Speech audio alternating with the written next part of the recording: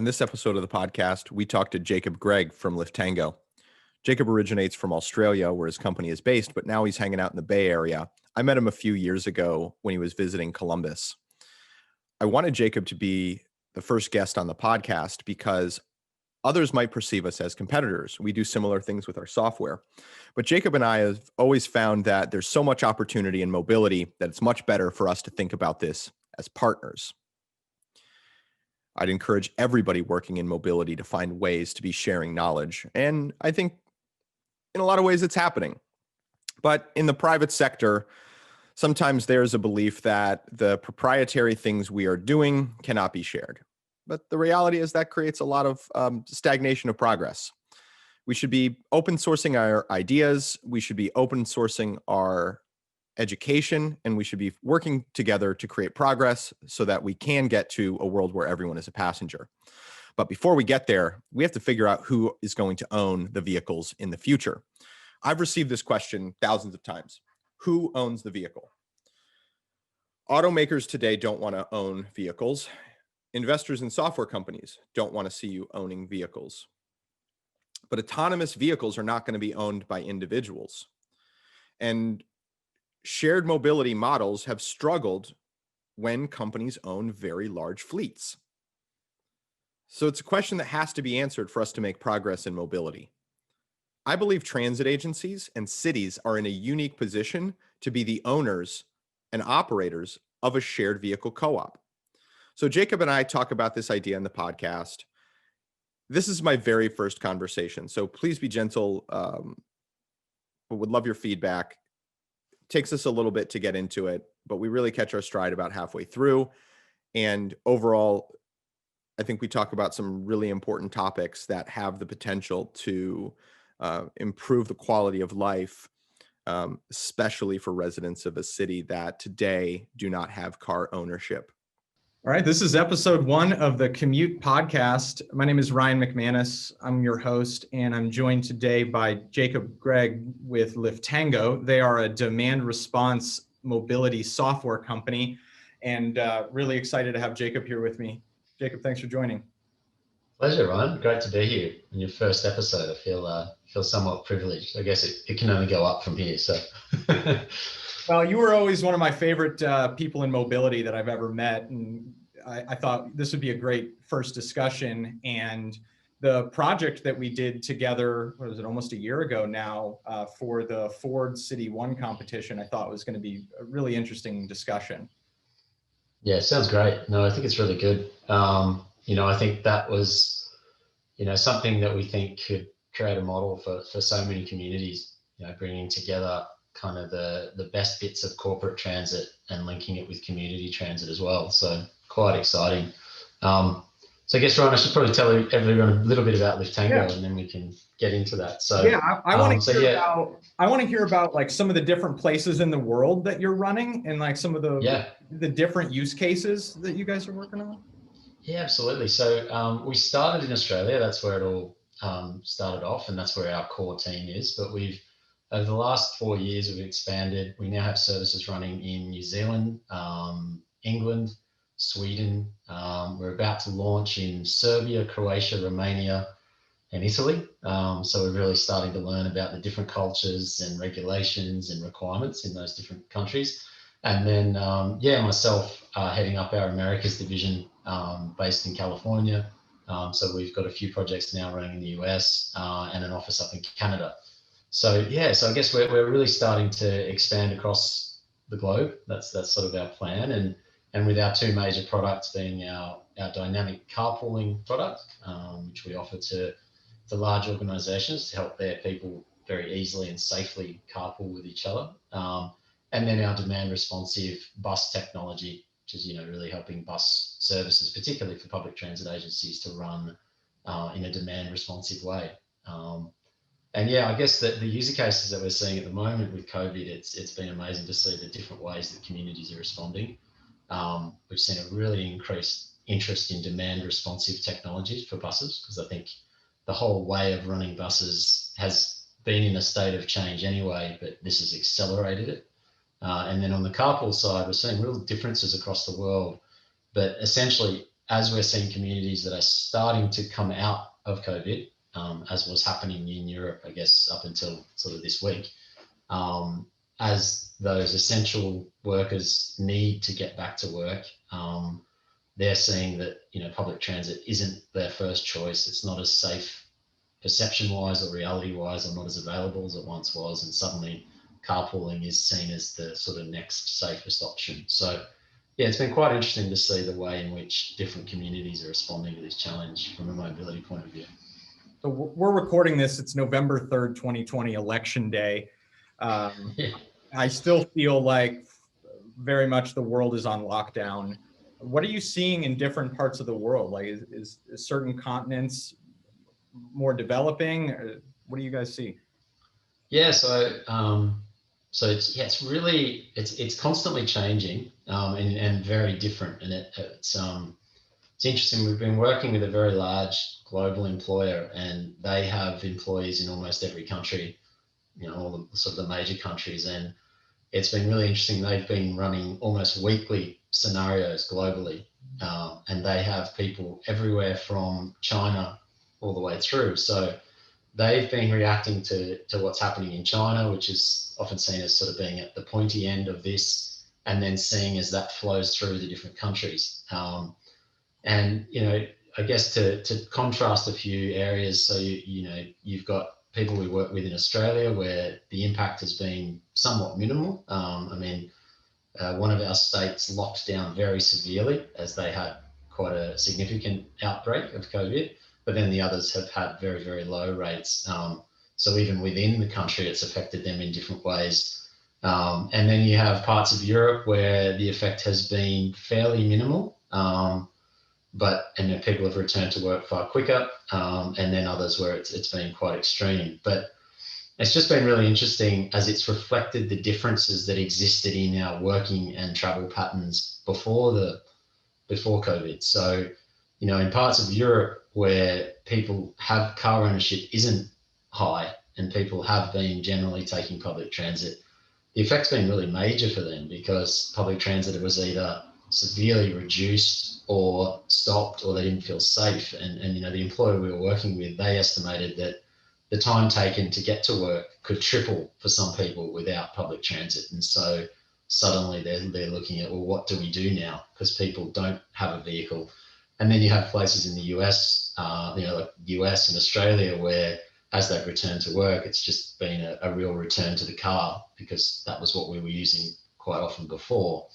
And then really funny things that you don't expect, like in Australia, one of the first days that they returned everyone to work in Sydney, everyone forgot about the elevators and the fact that only, 2 people could get in each elevator. And we heard stories of people waiting sort of 3 hours to get from the lobby to their floor. And so they've had to look at staggered work times and all these other things that people hadn't thought about until now.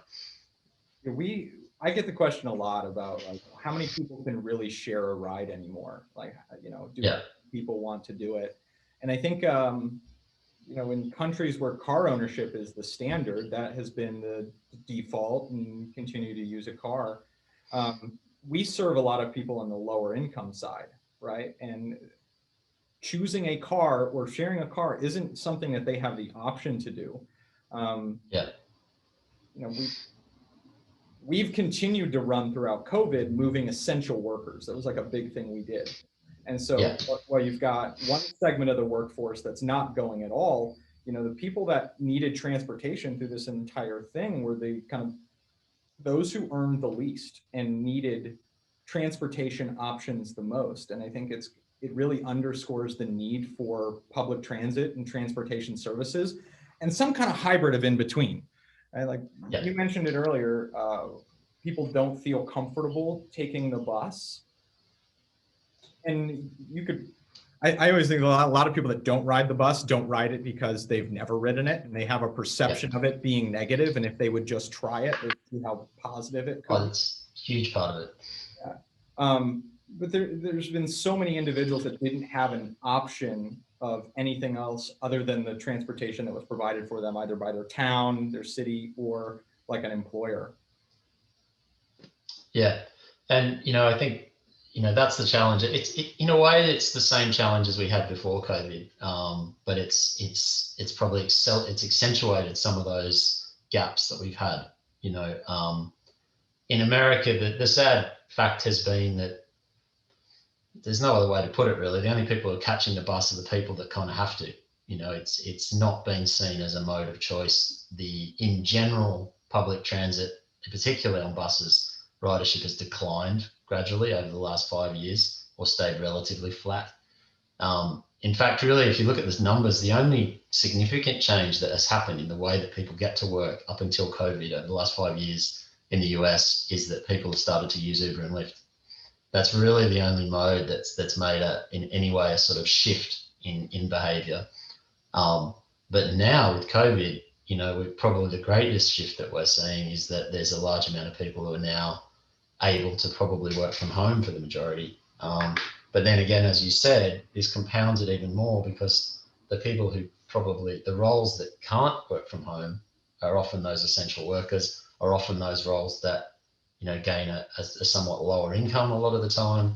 And therefore it's compounding this problem that we had before. And hopefully that level of disruption prompts some new thinking, because there are other options. There's great things that technology and different business models and different service models could unlock to really help transit agencies who are really at a point now where they're about to be forced to do more with less is really what's happening.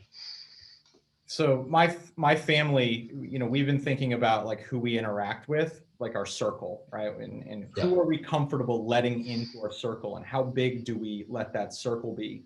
And then car sharing is kind of going through that right now, or anything shared, right? What is the level of comfort, and who are you willing to share this with? Sometimes it's just about making that vehicle be used more hours of the day, not necessarily filling more occupants. Yeah. Yeah, absolutely. But it's where like being able to trust in that transportation asset that you're getting in is really important. I think public transit's in a strong position in being able to show the public that they can keep vehicles safe. And it's one of the reasons why I believe long-term shared vehicles are going to be centrally and locally owned. No, I think you're right. And I think, public transit has responded quite well to this, both in the way in which they've sought to keep the public informed and at ease, and also in what the statistics are showing. All the studies are showing that the chances of getting COVID on public transit are lower than going to the supermarket. So they've responded very well.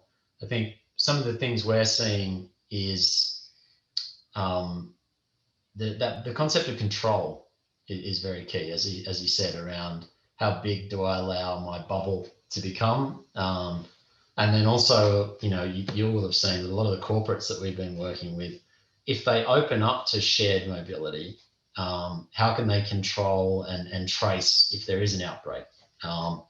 And again, I think that's where technology is really interesting, because, it's kind of an inbuilt feature of a lot of the shared mobility technologies out there, that you enable contact tracing.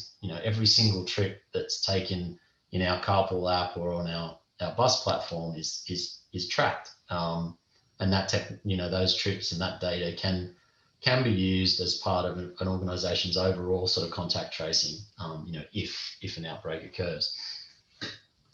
Because at a certain point, we just have to get on with it somewhat, and work within a new risk paradigm, I guess, for returning to work. So these things become, increasingly important. Yeah, I agree. It's got to move on, right? But I don't think it has to go back to the way it was. And from the transit agencies I've talked to, a lot of them don't want to and don't plan to return to the way things were done before. It wasn't working really anyway. This is a chance to do something new and to hit the reset. We've suddenly, this has probably never happened before outside of wartime, where we've suddenly had everyone at home. And now we have a chance to reestablish the way that we want to connect for work. For some people, that will now be virtually predominantly. And then for those who do have to move, where do they move to? Is it to a central office? Is it to a series of separated offices that are much closer to where people live? Is it in a shared vehicle?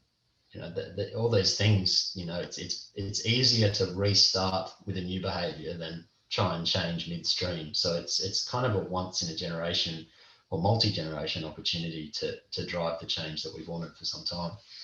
Well, contact tracing could be the Trojan horse that allows public transit to start finally identifying individuals. They don't think about acquiring individual users. They don't track an individual user to understand their lifetime customer value. If transit agencies thought more like startups and had a CAC and an LTV, and they were thinking about how you invest in customer growth, but they can do that now with contact tracing. It's just the beginning of it. It opens up all of that, and also I think it's a point for transit agencies. When did it sort of end up that a transit agency means that you run buses and trains? We have more forms of transit now. We have scooters. We have little shared bikes. We have virtual work, which is sort of a form of commuting. All of these things now come under the umbrella of connecting people, which is really what transit is. And it would be really interesting to see if public transit agencies could shift their remit and what they cover to not just be buses and trains. There are other things that could become part of this. That maybe there's an opportunity for reinvention there. I completely agree, and I think that the transit agencies should be thinking like a utility, right? In that they've got something very valuable that's needed by everybody, and if they can better manage the resource and share the resource, then they should be the ones to control that. And I think that was kind of the crux of our co-op idea that we pitched to Ford last year. Yeah, it was. I mean, because you're right, like the energy companies are probably a good parallel to draw, and they've had to reinvent themselves from we sell electricity and gas and that's how we make money to we provide a distribution of the means to turn your lights on. And so if that's solar or if it's other things, that's fine. And they've, particularly in the US, they've responded very well to that, and have therefore remained, relevant when a lot of people were saying that they may not be. I think there's a similar challenge, and the co-op idea was really born from a somewhat, it's not uniquely a US phenomenon, but it is it's extreme in the US in that you have probably some of the worst public transit offered in a major developed country anywhere in the world, against the backdrop of some of the most incredibly lavish corporate transit anywhere in the world. We've all seen the images of the beautiful black Mercedes vans driving around Silicon Valley, picking up, Facebook and Google employees, driving right past broken down bus stops, waiting for a broken down bus, in some of the, in East Palo Alto, which is, some areas that have experienced pretty significant decline. I mean, it's a very stark contrast.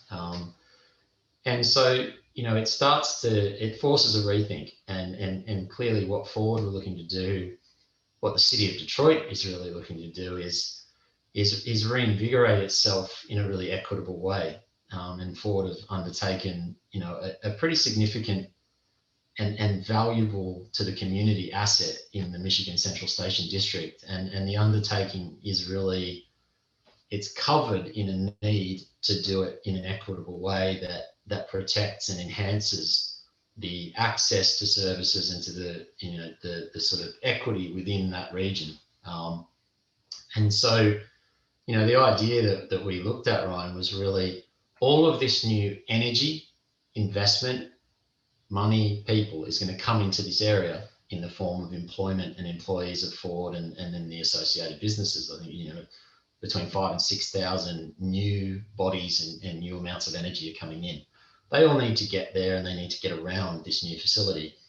And if you then contrast that with the situation faced by residents in the immediate area, where the poverty rates are in some parts up above 40%. People can't get a car. And at the same time, I think you and I looked, it would take 45 minutes and 3 buses to travel 2.5 miles from that zone to central Victoria, where people may need to get to. So there's a huge unmet need for reliable and efficient and easy to use mobility options in a very sort of poor and dilapidated area, and suddenly all this energy coming in. So if we could, and this was really the premise of the co-op, is if we could create from the start a model that put the employees and the employers at the table with the community in a cooperative organisation that then decided on and drove the development of the mobility options for that conjoined community, which includes the employers and the employees and the residents, then we may have a chance of creating something really equitable and really powerful, and utilizing that money and energy that's coming in and including the residents of that area in the solutions so that they can benefit from that as well. The Central Station project was one of the first corridors that I really looked at. And now there's programs like this kind of popping up across the country. And I thought what was exceptional about what Ford and the city of Detroit did was together was that they really tried to make sure that they weren't displacing the people that already lived there, that they were bringing something that was good for the residents, as well as all of the people that were going to come and work at the Central Station. I thought it was good that they had that care and concern. I was coming at it from a very tactical perspective of just like, who's going to own these vehicles long term, and who is what organization is in a good position to be able to own these vehicle assets. And I think cities or transit or a co-op could be in a really good position to be the owner of a shared vehicle fleet. And so the concept we had was, it's going to be a nonprofit that owns a fleet of vehicles. Those shared vehicle fleet would be used by microtransit services. They'd be used by demand response services. Those are vehicles that somebody could go get and run their own carpool or van pool. And it could also be a vehicle that somebody got in to make money and they wanted to be an Uber or Lyft driver. And so if you could, one, be able to just own that asset, two, be able to optimize the usage of it, not just in filling seats, but having it used more hours of the day, then you would be able to bring the cost per use down to a very, very low amount, far lower than it would be through individual vehicle ownership.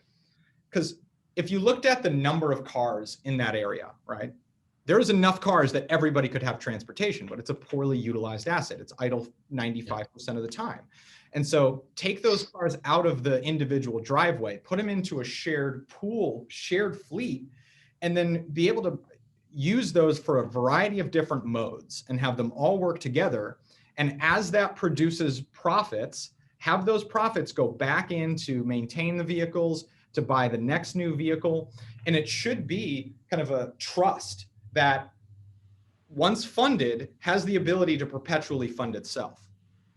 Yeah, absolutely. And see, by starting with it joined and continuing on that way, the money that Ford and other employers would undoubtedly put towards transport, we know now what we were saying, $250 a month is allowed by the IRS as a non-taxable sort of benefit that you can give your people. And certainly in the West Coast, that's standard now. Most companies have just factored in that they have to spend up to about $200 a month on transport for their people.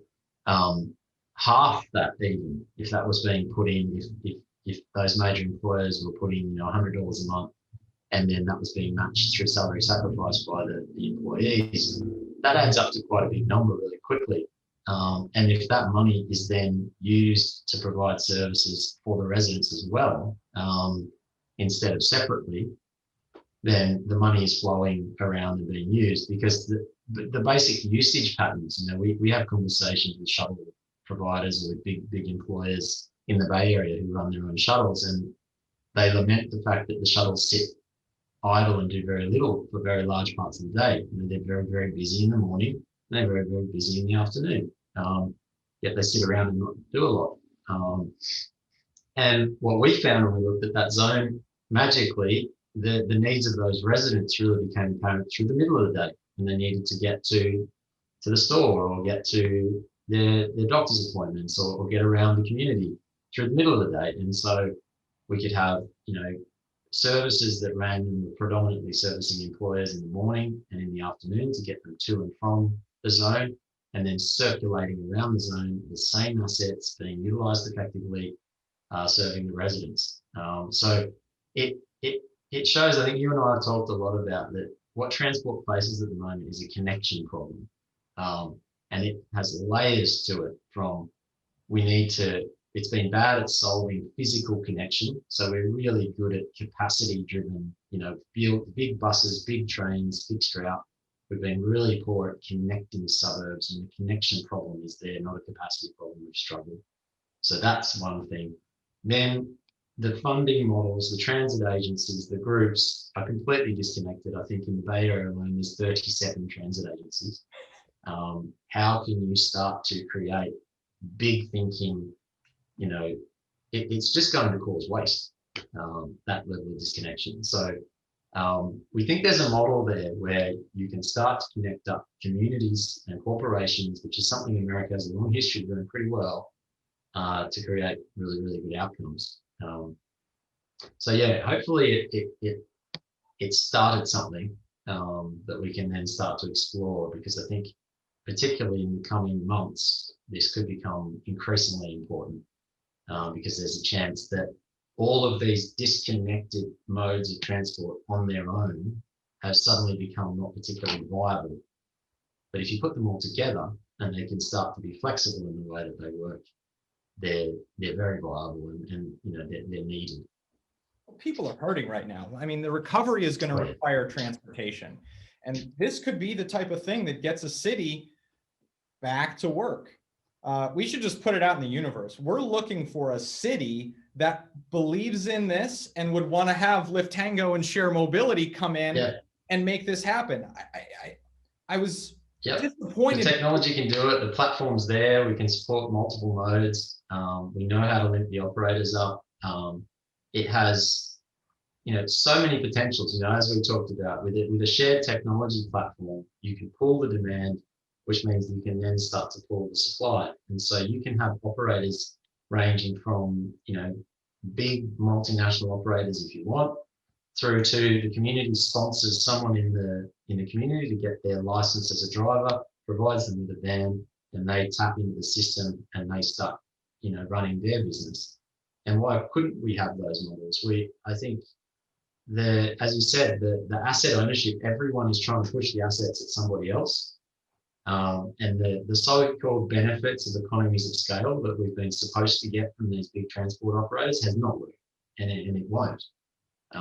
They aren't able to do it cheaper than often if you take the profit need away from an asset and then shift that to paying a good wage to a driver. It's a very different economic challenge at that point. There's been so many of these mobility programs in a community that don't work. Like they're unsuccessful for a variety of reasons. And I wonder if for a co-op idea, a shared co-op, I wonder if it needs to be in a new location, a new city, or a new corridor where no one lives there, no one works there, and everybody's going to be making the decision about transportation once they get there. And if fundamentally, you could say, if you live here, you don't have a car. If you work here, you don't have a car. If you're visiting here, we've got some parking spaces, but they're suboptimal, right? Yeah. That would be the type of thing that really gets the behavior change going. Otherwise, it's going to be a slow transition. And there's some cities around the world where their population growth is growing at such extreme rates where you could do this. And like a million people in a year could be doing shared mobility. But it's going to take. We've seen, I think there's a few communities. I think there's a city in the Netherlands that looked at something similar to this. But you also have some models developing closer to home. There's a business park called Tyson's just outside of DC, and they have a huge amount of residents there. I think they have over 80,000 employees on site at at full force, and up to 30,000 residents, and many of the residents that live there also work there. These models may become more and more as well. And if what they're saying is true, that, we've seen big corporates who are looking at getting rid of the big corporate headquarters. REI Group up in Seattle just got rid of their $2.5 billion headquarters they were supposed to move into.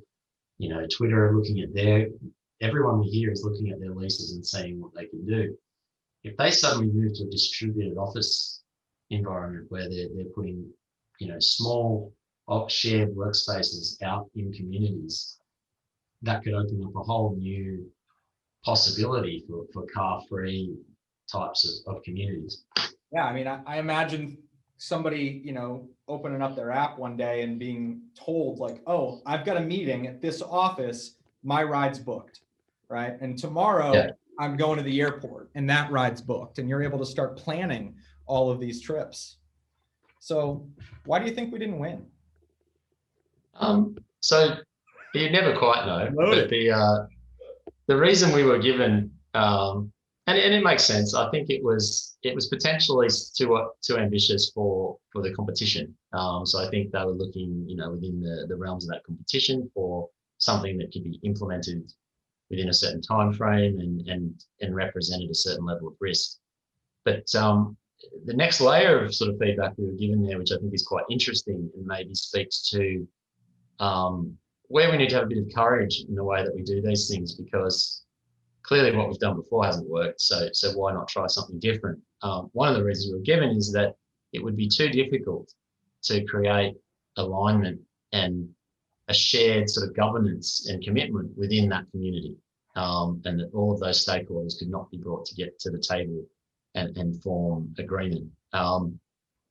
History has not, been kind to those sorts of decisions in the past, where we've decided that a group of people can't get along because they come from different backgrounds.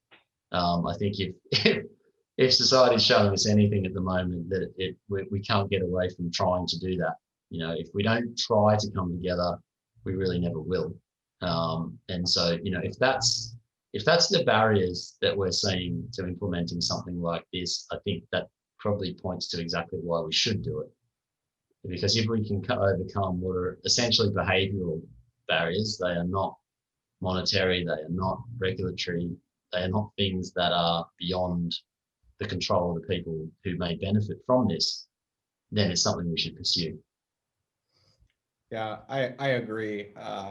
The fact that there are too many conflicting opinions just underscores why this is so needed, that you need something that's going to bring together all of these different decisions and put the data in front of them, so that it's not I'm making a decision, it's the data tells you that this is what you need to do. And if we could get enough people to the table and show them the data we have, they'd recognize that this is an absolutely essential thing for uplifting a community, not to mention a community that's been devastated over the last 6 months, and people are going to get back out again. And it can happen in stages. And it's one of those things that all it takes is for everyone to say, well, let's do one thing better than we did before, and then go from there, really. What else? What else do you want to talk about? No, I mean, that's pretty much it. I think we covered it. That was a lot of interesting stuff came out, right? I think the fact that we're probably never going to go back to the way that public transit was before, I think that's a real possibility, and it's probably a good thing. I think that there's so many conflicting stakeholders in a community that it makes doing the types of things that we proposed very, very difficult.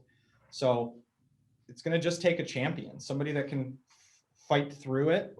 It's like everything, right? Once someone shows it can be done and breaks through those first barriers, then everyone works out it can be done. Great example of that is, for probably, it must be 2 decades or so in this country, everyone has sort of just accepted that you need to run paratransit services separate to everybody else.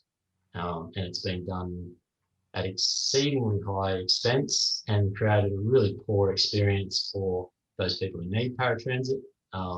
You know, most of the paratransit services now you need to book 24 hours in advance at least. I mean, I think someone I was talking to the other day drew the analogy. That's like being locked, having your gate locked and being told that you can go out at a certain time every couple of days. You know, that's the reality of what we've offered. And the technology companies and everyone who's sprung up around paratransit has just accepted that as the norm and just kept it that way. Yeah. Suddenly, a few new operators and technologies have come in and said, why is it done this way? Because it's not done like that anywhere outside of the US. Why don't we bring it all together? And it turns out there was no reason why we couldn't. And then they've started to bring it together. And we're starting to see on-demand or demand-responsive services that cover paratransit and the rest of the population. And suddenly it goes from a service where, you know, the cost per ride is the main focus and isn't this difficult to run for the transit agencies, to a service where they're trying to optimize ridership and service the wider community. So again, it's this connection theme that we talk about. You know, when we create disconnected services, we create waste. And there is so much opportunity within transit to start to connect up funding and modes and offerings in a way that creates, you know, some scale and therefore some economy within the way they're running. That's really well said. Well, I'm going to wrap this up here because this is a great conversation. You know, and I know in some areas you and I could be kind of perceived as competitors, but I really hope for our world that you guys are successful. And I think there's enough need out there that we're going to find our own parts of the market that need it. And I think it's just about convincing those people who are on the fence that now is the time for action. And as soon as I get a city that says they want to do this co-op, I'm bringing you in. We got to do this together. Yeah. Oh, look, if we can find someone who's even slightly open to the idea, we can look at the data, we can simulate how it'll run, we can look at the costing, and sort of draw out, you know, you and I thought at length about the different ways that we could fund it and roll it out. Yeah, if someone's just willing to take that first step, you know, the proof will be in the doing. Yeah, and it's going to take all different types of thinking, different technologies, you know, the things that your technology does, that ours does, all of these things are going to be needed to tackle this challenge. Thanks for being here with me today. Pleasure, Ryan. All right. Thanks for inviting me on.